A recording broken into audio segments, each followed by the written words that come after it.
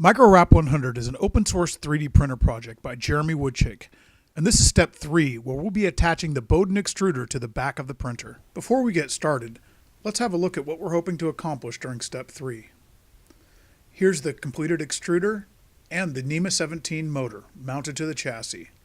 Start by running the M5 10mm screw through the M5 washer.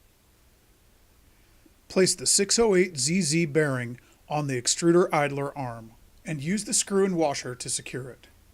Take care not to over-tighten it as you thread the screw into the plastic.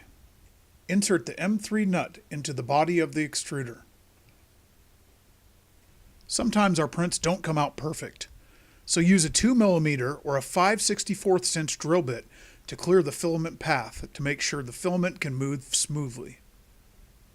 Screw the M5 Bowden push-to-fit connector into the extruder body.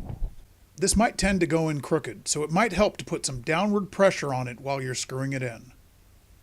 Again here, we're threading metal into plastic, so don't over-tighten.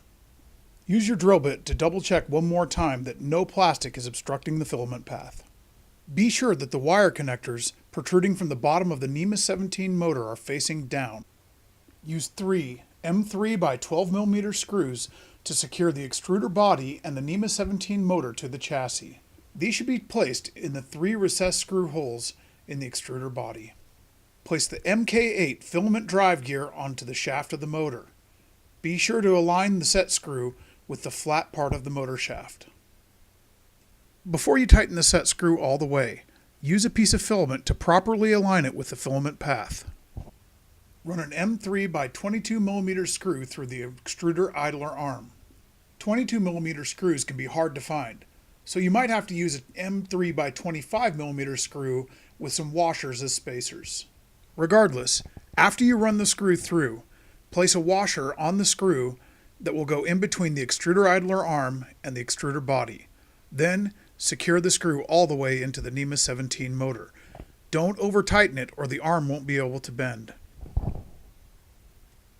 Add a washer to an M3 by 25mm screw. Then place a spring on that and then another washer onto the screw. Now, tighten the 25mm screw and spring assembly through the extruder arm and into the extruder body until it threads into the nut that we inserted there earlier. Let's take one last look at the extruder and motor combo attached to the chassis of the printer. Next up is step 4, where we'll finish attaching the remaining items to the back of the printer.